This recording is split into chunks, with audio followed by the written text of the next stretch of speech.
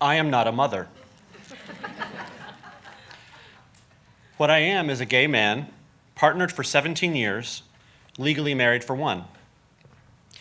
And in our house, mother is referred to as the M word. As in, can I speak to his mother? Is his mother dead? Which one of you is the mother? Daddy, when can I get a mother? Nothing strikes more fear into the heart of a gay dad than the M word issuing forth from the mouth of their child. When our infant son would make the mama sound, we'd correct him and say, not mama, Obama.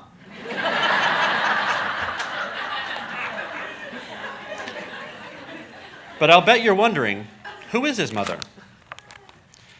His mother is a woman named Steph, not her real name, who selflessly made an adoption plan for her child, knowing she wasn't equipped to offer him the best life, and wise enough to know someone else might be.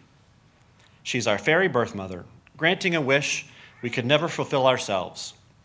She's a constant source of inspiration to me and a loving presence in our son's life. We treasure being able to share her with our son so that he'll grow up knowing what a brave and generous woman his mother is. Yeah, that's bullshit. That's what I'm supposed to say.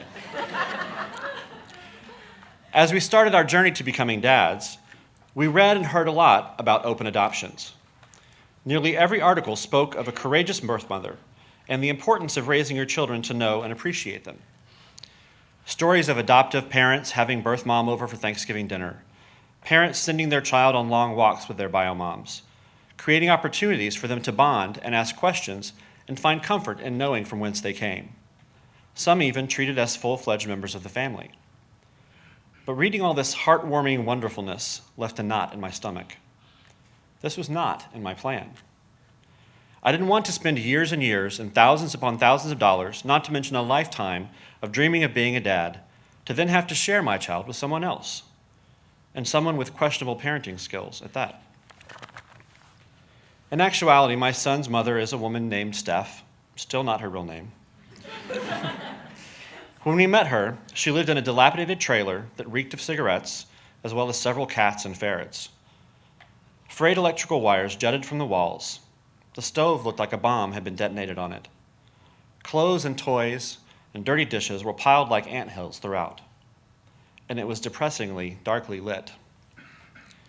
At 25 years old, Steph brought a son into the world. 4 months later, she found herself pregnant again. Another 4 months, and her son was taken by the state and placed in foster care, classified as failure to thrive. Failure to thrive, in this instance, is defined as an infant who is born healthy, but due to neglect is below the 5th percentile in height and weight. The boy was so malnourished that his cheek muscles were too weak to hold a pacifier. Steph was then told there were 2 options regarding her unborn baby. She could make an adoption plan, or her second child would also be taken by the state. She, of course, chose adoption, and ultimately, thankfully, chose us to be his parents. But was that really making a brave choice? Or was it just complying with a legally mandated ultimatum? Why and how was I supposed to appreciate that? Why and how was I supposed to raise my child to appreciate her? I get open adoption in concept. Full disclosure, honesty is the best policy and all that.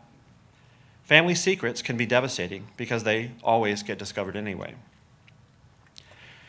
Yet in any other circumstance, this is someone I would protect my child from, not sign a contract to bring him to meet her every year until he turns 18.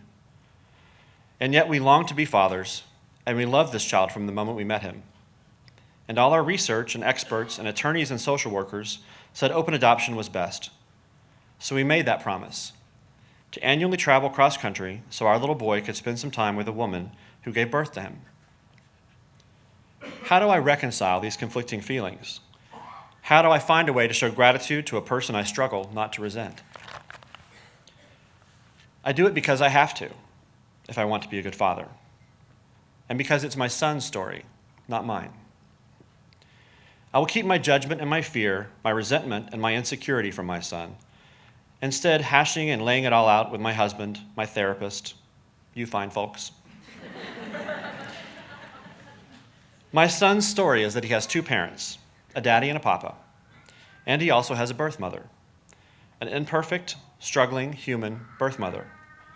There's no getting around it, denying it, hoping it will go away, not without creating a lifetime of secrecy, potentially damaging the very relationship I'm so desperate to protect. It's my job as his dad to share his story with him while allowing it to be truly his, unfiltered by my own bias. So if you don't mind, I need to talk to my son for a minute. Hey, buddy, Daddy wants to tell you something. I'm so grateful for Steph and that she is your birth mother. She wasn't able to care for you, so she chose me and Papa to be your parents. Without her, we wouldn't have a family. We wouldn't be a family. You're the best thing that's ever happened to me, and I'll be grateful to her for the rest of my days. And you should be too.